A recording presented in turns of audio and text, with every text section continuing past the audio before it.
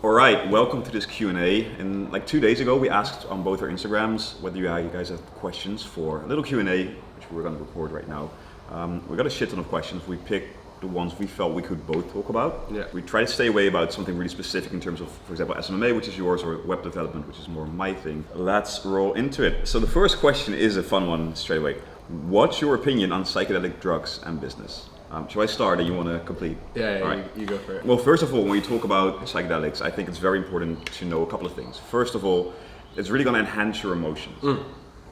Let's do the legal stuff first. Drugs. In no way do we condone drug use. We are simply recounting our experience with it. Yeah, that's All right. Yeah. all right. Nice. So psychedelic drugs, they enhance your emotions, your feelings. So if you're scared, for example, you're going to take them. It's going to, make it worse. You're going to get really, really scared, and you can even get into psychosis or something. Mm-hmm. If you are really sad, it's going to make you, really, really sad. If you're happy, it's going to make you super happy. So that's the first thing.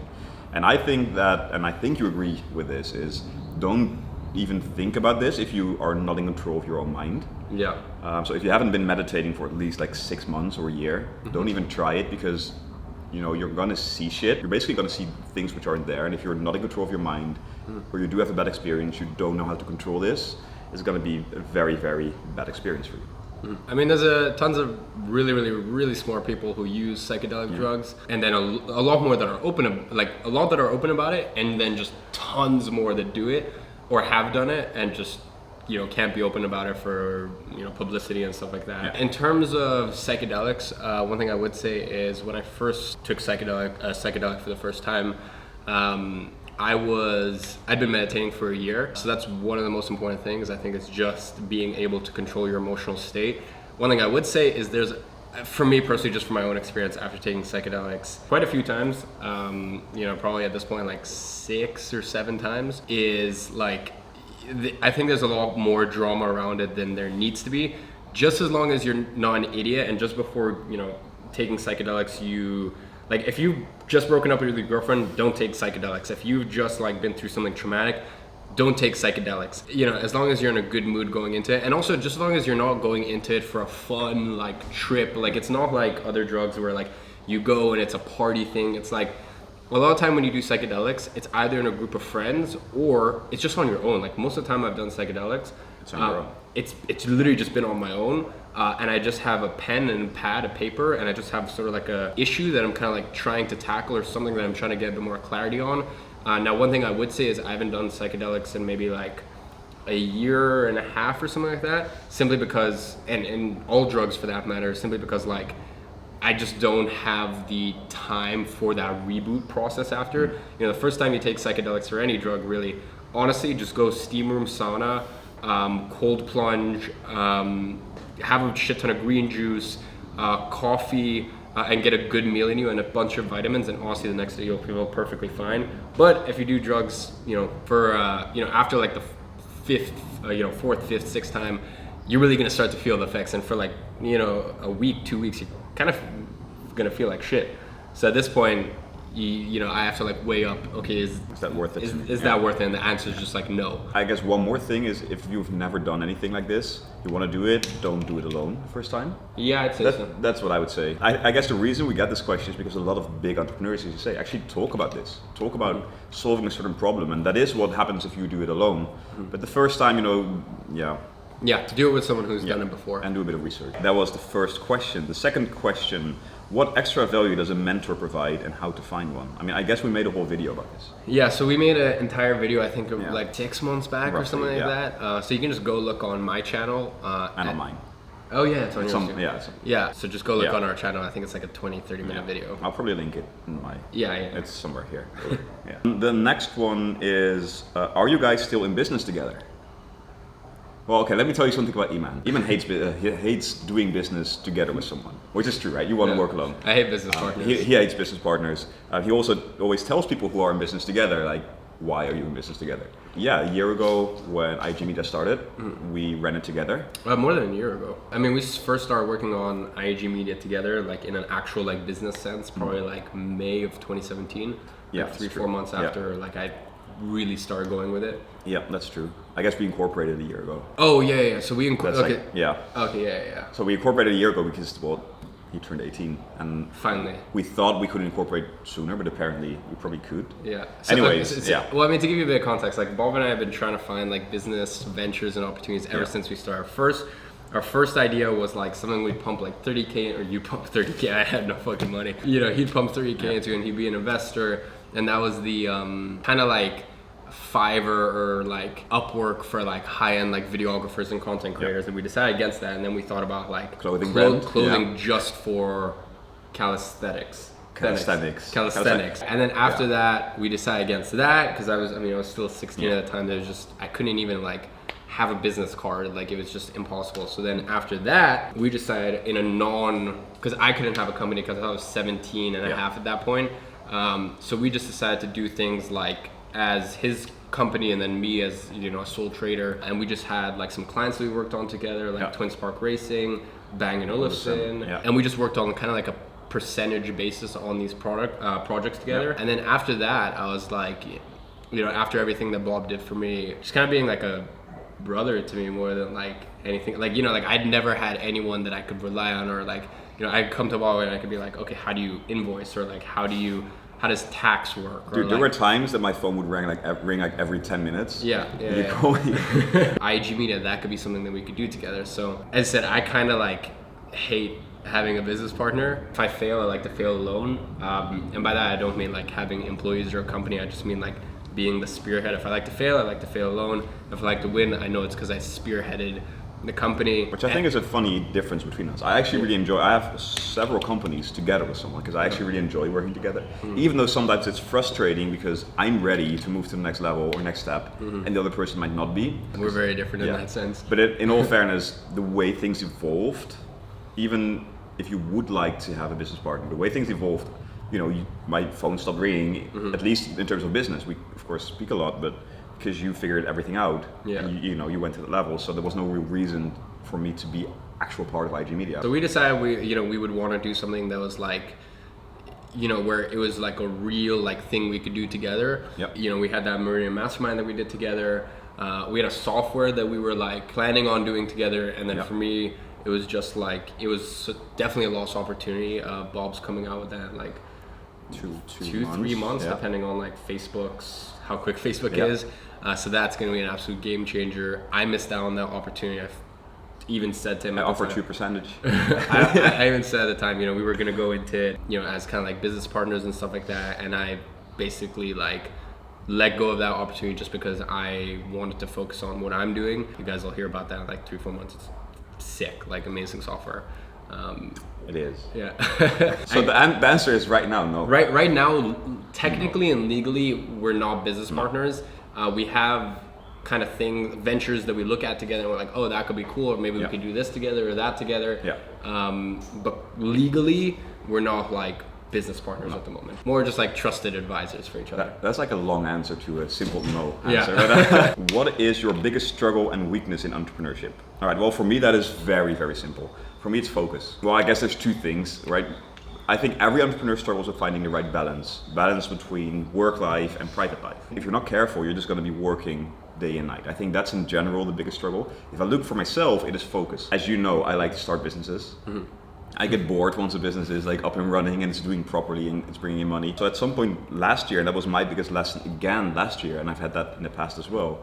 I was starting like 5 companies. Yeah, probably like 5 companies. And then I also sort of stopped a few companies which were maybe doing some money, but just not, you know, for example, I was selling statues of animals which were painted by an artist. I don't know why. It was fun. I was starting a clothing brand with a gymnast who's going to the Olympics. Things like that, but it just, all it does, it takes away the focus from my actual business. So software development and sort of coaching, which I'm focusing on now. So for me, it's focus. And I think that's what every entrepreneur should really do. And maybe 2 things is still too much, but at least it's not 10 things anymore. Yeah, I mean, at least you got the web development agency pretty much like automated. Yeah. Like your team runs it. Yeah. For me, I'd say, I don't know, I'd probably say focus too. Because like I think focus is always the thing that's like lacking, or even if you're here with your focus, like, you know, you have to get here. I'm not one of those digital nomad, like this thing that like everyone's wired differently. Some people want to make like $1 million a year and just have a really good social life and stuff like that. And I've just kind of come to learn I'm just a bit like fucking psycho. I like having a good social life. I have a good social circle and social life. Every once in a while I love to go pop bottles at the club and go on a nice holiday, but at the end of the day, the thing that makes me happiest is my work. So for me, like balance isn't like a thing, because like, there's nothing I'd rather do than work. How to cut negative friends when you are close to them?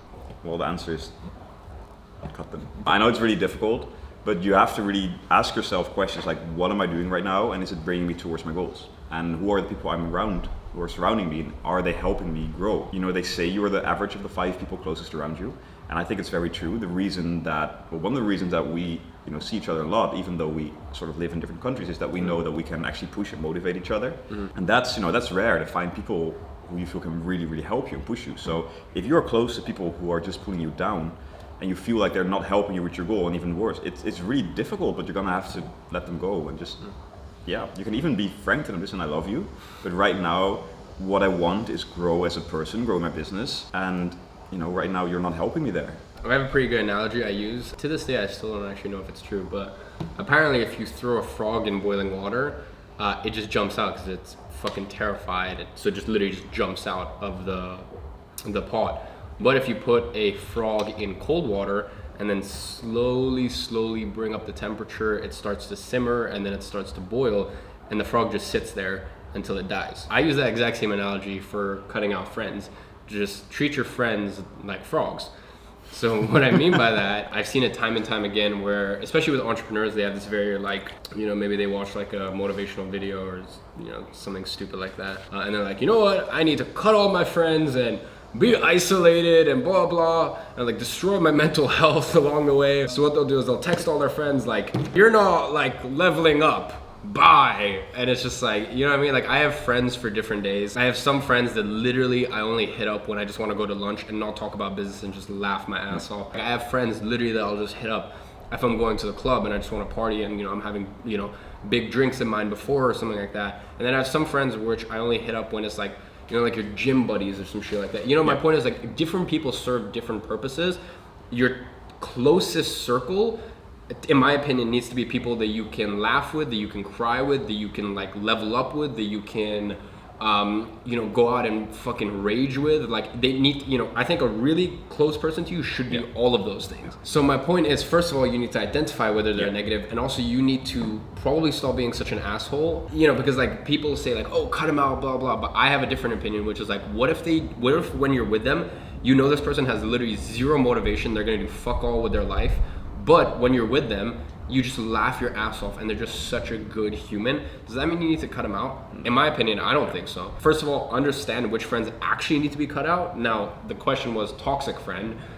If a friend is toxic and they're actually like pulling you down, well, then just use that frog method, which, as I said, if you throw them into the boiling hot water, they're gonna jump out and they're gonna freak out at you. By that I mean, if you send them a text like, hey, fuck you, like, or like, hey, like, I'm sorry, I can't be associated with you anymore, they're gonna freak out. You see it all the time with like people when they like level up and their friends are like, oh, you changed, or you forgot about us, or this thing or that thing. Whereas if you just treat them like frogs, by that I mean, if you see them maybe like once a week on average, cut that down to once every 2 weeks, and then do that for a month, and then cut that down to once every month, and then like as you text, just be slower and slower to reply, and then just stop planning things with that person, and soon they'll start, they won't look at you like, oh, what an asshole, he like completely like dropped me. He'll be like, oh, we drifted away. If they're like hitting you up like, what are you doing, just be like, oh, I'm building, I'm sorry, I really gotta work on my business, it means a lot to me right now, or hey, I'm really sorry, I'm focusing a lot of time on the gym and my nutrition at the moment, so I just really honestly can't go out. And if they're still trying to like give you shit for that, just don't reply. I think you should, rather than like completely cutting them out and going cold turkey, I think you should slowly like wane them off and slowly like bring up that temperature so that they don't freak out, and then eventually they'll just be like, oh, okay, whatever, like, we drifted away. What are your 2019 goals? So I have a shit ton of goals. I have 10 minutes of meditation a day. I know you have a bit more. That's one of my goals. My goal is, honestly, to make $1 million. My other main goal for me is actually to be in the gym 5 times a week, but that's a whole, not the aesthetic part. It's just a whole, it's so important to take care of yourself, and it's so important to be healthy so that you can actually go to peak performance, to have the best possible performance. There's a few things you have to do. First of all, your goals have to be challenging but realistic. Right? If you set goals which are just simply, up there, you're never going to make them. After 2 or 3 months, you're going to realize I'm not hitting my goals. That's going to demotivate you, and it's not going to push you. But if they're too easy, after 2 months you hit your goals, and you say, oh, I'll make new ones. They're not pushing you, right? So they should be challenging, and they should be measurable, right? So the whole thing about SMART goals, but it's actually true. Time bound, measurable, because then you can, if you just say, I want to go to the gym more often, or I want to regularly work out, what's that? It's not measurable. My main ones, number one, 15 minutes meditation a day. That was something I really struggled with in 2018, was just staying consistent with my meditation practice. I think 2019, the most important thing is gonna be focus, and for me, presence and just clear-mindedness. Because going into 2018, I honestly had absolutely no idea how I was gonna hit $1 million profit. Not a single fucking clue. It was cool, I did it. Going into 2018, my financial goal was 4 million pounds revenue, with around 2.5 to 2.8 million of that being profit. And I know exactly how I'm gonna hit it, and I know I'm gonna hit it. It's not even a question. So when you have that clarity, now it's just can you execute? So number one is 15 minutes meditation on average every single day. Obviously some days it'll be you do 0, so then you kind of have to load balance and stuff like that. So that's number one, 15 minutes meditation, 4 million pounds in revenue.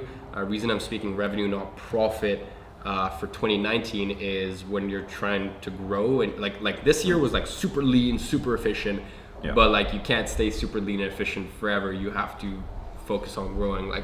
Just look at Amazon for 19 years or 17 years or something, they didn't make a profit. So I'm definitely not looking to not make a profit, but I'm definitely looking to cut my margins a little. Right now they're around 80% between the training business and the agency.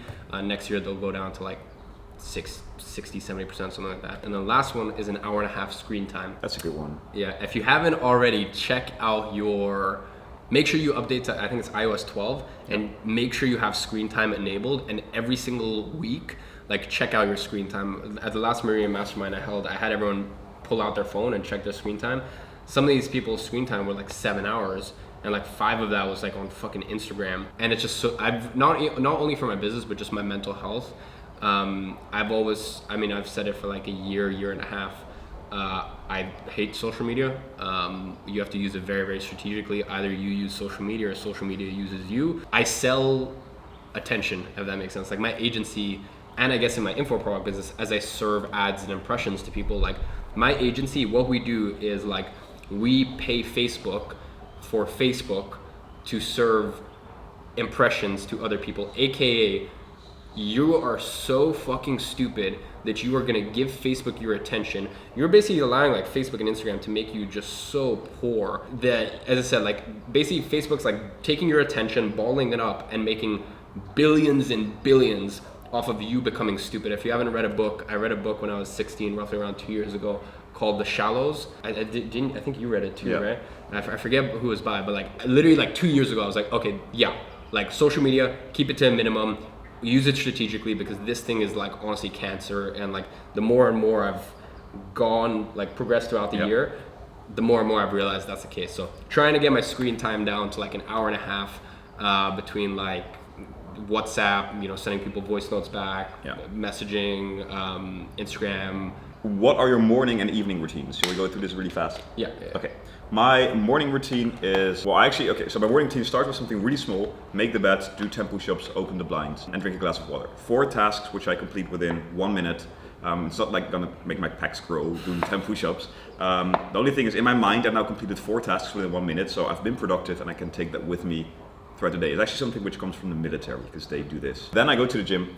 When I come home, I read, I meditate, I do my affirmations, basically a daily journal, and I go to the office. Evening routine for me is 45 minutes prior to bed. At least that's what I try nowadays, is to take a shower. Actually, taking a shower raises your body temperature, so you wake up a bit, but afterwards you get a bit more sleepy, and it's actually proven now that you sleep better if you take a shower before bed, but about 45 minutes prior to bed.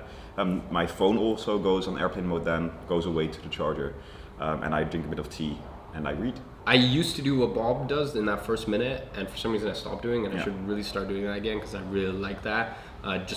They're guaranteed wins. Yeah. You know what I mean? If it takes 20 seconds. Yeah, exactly. It takes it takes basically no time, and you've just literally won 4 times. Like the first 4 things you've done in that day, you've won. I guess I won't give you Bali routine because Bali routine is so skewed and so F. In London, I used to wake up at 5:30, and then a month before I left London for Bali, I changed that to 7. I found it better. That meant like sometimes I would have like dinners or like even like dinner meetings, although I don't really ever do meetings, or just catching up with like old clients or like, you know, business associates or stuff like that. If I woke up at 5:30 just to get 7.5 hours of sleep, which isn't even that much, it's like just like cutting it, I'd have to go to bed at 10. So I'd have to start my like nighttime routine at like 9. And sometimes when you're with people and just dinner goes on, you're not gonna leave to like fulfill your nighttime routine. So then I moved it to 7, a bit more realistic. So now I can go to bed at 11:30 and get 7.5 hours, or I can go to bed at 10, which happens a lot, and I can get 9 hours, which is awesome. I wake up at 7, and then by 7:15, Billy, who's my full-time personal trainer, he's at my house, ringing the door, and I'll drink shot of apple cider vinegar, and then I'll have a squeeze of lime and Himalayan pink sea salt. That's just kind of my morning concoction. And then I'll go to the gym. Oh, and I also have like a little like Trek bar. I know it's full of sugar, but I'm going to the gym, so fuck you. So then I'll head out to the gym with Billy. We'll take an Uber. We'll be at the gym by around like,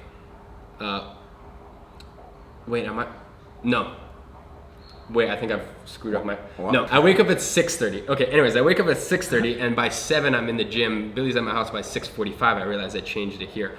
I wake up at 6:30. Billy's at my house by 6:45. We're at the gym by 7. 7 to 8, we train. 8 on the dot, I leave. I'm back at the house by 8:20. Shower, meditate, start work by 9, and that's my morning routine. And then nighttime routine, kind of similar to yours. An hour before bed, I will check Slack, reply to Slack. And then I try to do this, but most of the time I fail. I try to go on my phone and clear all my WhatsApp. Is PayPal or Stripe better? So, initially when Bob started his because as I said, he's had like a lot of companies he's had to manage, deal with.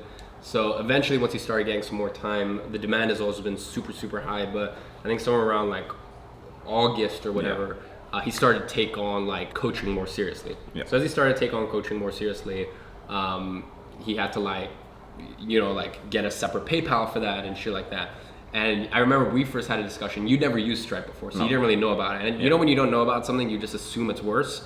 I guess in Holland, where I'm from, PayPal's really well known, and Stripe is just not. Yeah. So I thought, PayPal's fair. It's a good choice. So he started using PayPal for everything. Yeah. And then they blocked money a couple times, held money 4 times. I currently have money being held. I think 40,000 pounds held for no reason whatsoever. I've asked them plenty of times, literally no fucking reason. I know some people who have had 500,000 held in PayPal. Once again, absolutely no reason.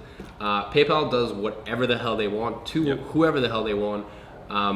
And I just hate their fees are higher. Their fees are higher. There's only one positive thing, which is the protection sort of. If someone claims, at least it's a bit better handling than Stripe. Yeah, Stripe. For example, if someone does a bullshit chargeback or whatever, it takes you 4 months to get get a answer because it's going straight to their bank. Whereas PayPal are okay, they'll just hold it. Yeah, they'll just be like, this is retarded, and then they'll send you back the money or whatever. So that's the only. That's the only. But Stripe. Stripe. 100% Stripe. What white speakers do you use? So he's referring to the white speakers that I use. Those are the BioLit 17. Yeah. It's the speaker I use, and also Bob has one. Not the same, yeah. So my white one was actually a gift from Bob before I left Holland a year and a couple months ago. Yeah. So we actually did some work with Bang & Olufsen. It was just content work. Bob knew the owner of a branch in Bruxelles. Yeah, that's their name. Yeah. It's the best speaker out there. That's really, really good. It's so sick. Yeah. What do you reinvest in? Now, here's a question that we sort of disagree in every now and then. Basically, what I've done, which I know Iman doesn't really agree with, is I've been starting to buy garage boxes. So real estate, right? Just to rent them out because they give about a 7 to 8% return on investment yearly. Now, currently, at least in Europe where we live, the real estate price has gone up quite a bit, which means that at some point there will probably become be a correction, which is when I think you want to start buying real estate. Yeah. Now in my head, this is what happens, right? It might happen tomorrow, it might happen in 3 years. Say it happens in 3 years, I already made 24%, so even if the market would drop 20%, I still made a better deal than buying it at that time. Plus, Well, if it drops 20%, it's still going to bounce back up. So you just yes. need to hold on to it for another year and a half, and you still. No, that's true. So yeah. So my main concern is right now you don't get any interest in the bank, so you do want to reinvest. But I do believe that I actually still use percentages. I know you used to micromanage the percentage you would spend on everything. I don't know if you still do it. No, Okay, no. very good. But I do have certain percentages. Part of it is actually giving to charity because I think that's important. So the more I start making, the more I give back. Like buckets, you could call them. Yeah, like buckets. Yeah.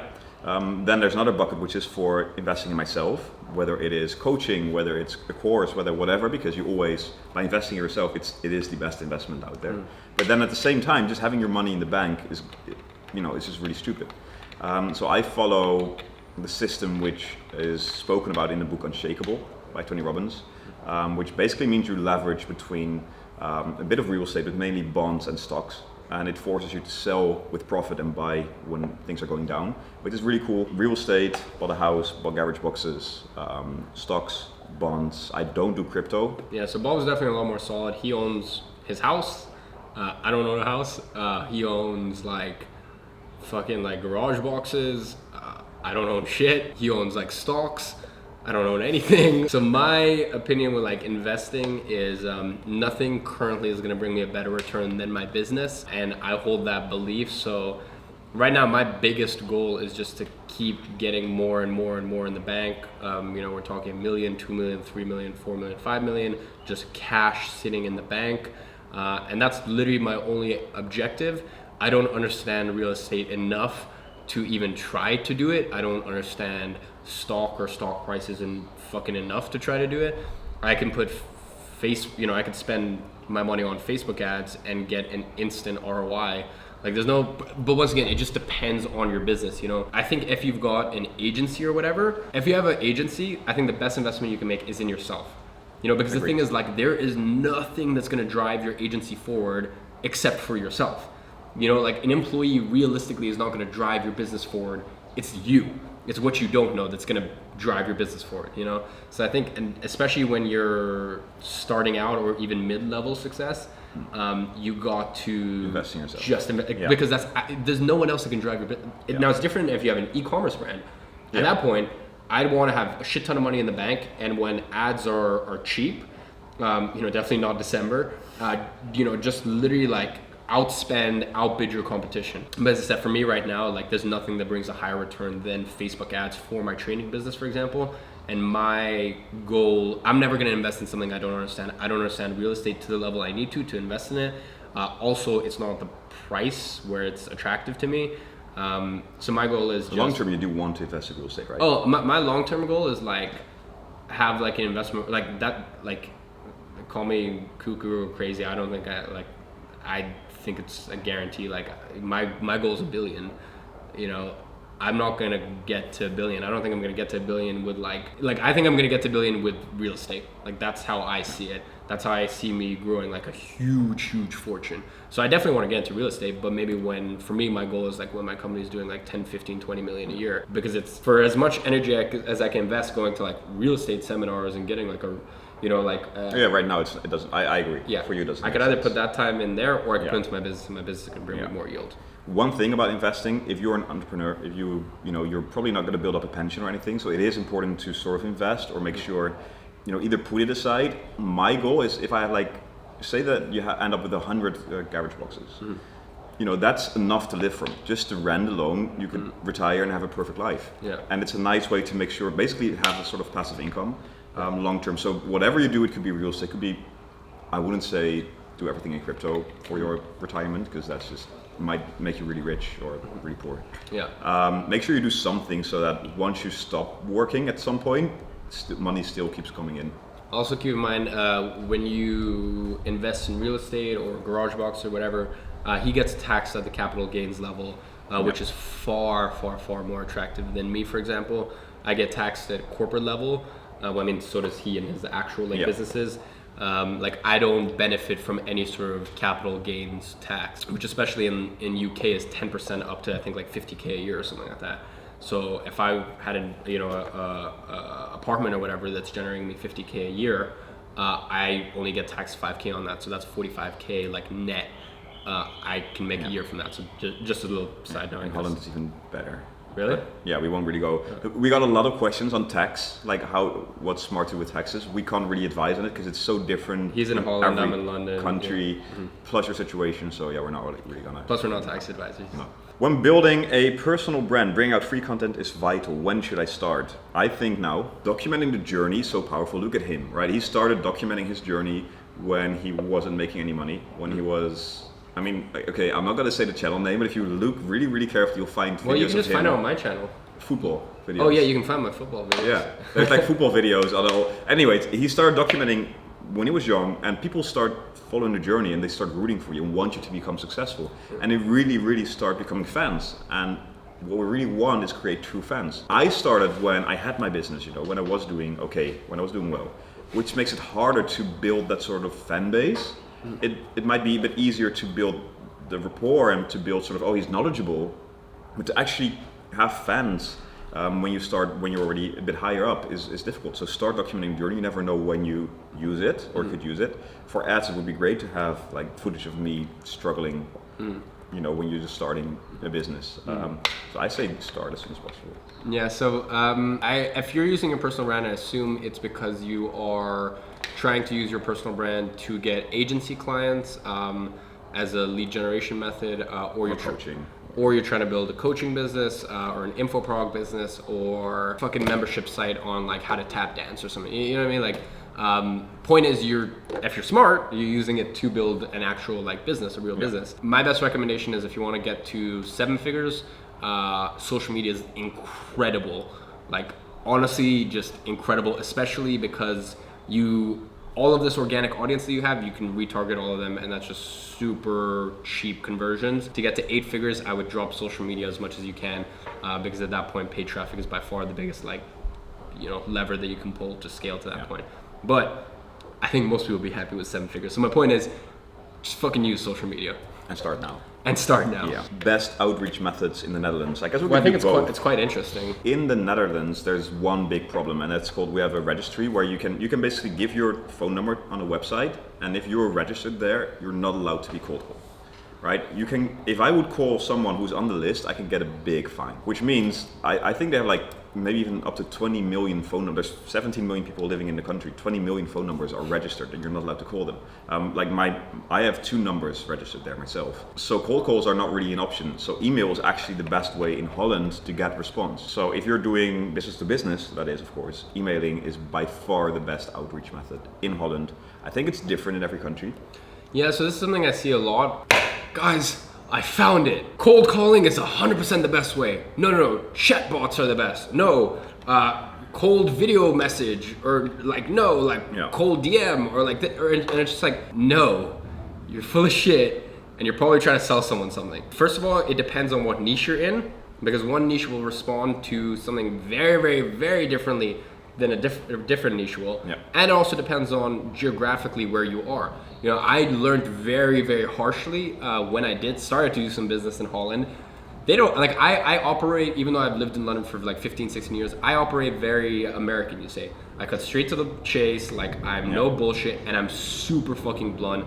And sometimes that, like, comes back to bite me in the ass. But even honestly with some, like, British people, they're very, like, snobby and shit. Like, I've had issues with that before. I think I remember last year in Marbella 2017, I had, like, a client. You remember, and we were like in discussions, and like they got really offended by like how blunt I was. I didn't say anything rude. I was just very blunt and straight to the point. So my point is, like, I learned in Holland that you guys have a different way of doing things. Yeah.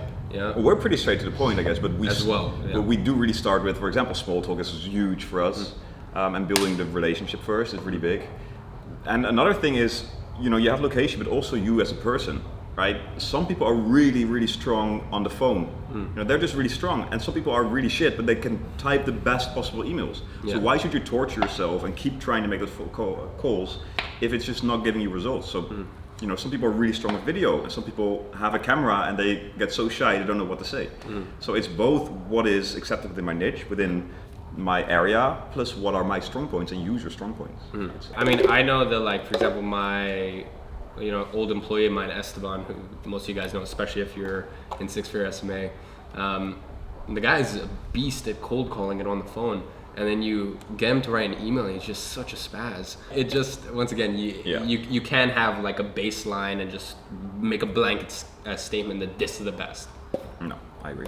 All right, well, I think that's sort of the 10 questions we picked. I think that is it. Right. I think that has been like 45 minutes of absolute fire. Fire, yeah. Thank you so much for watching. Oh, yeah. All right. That's it. That was a sick ending.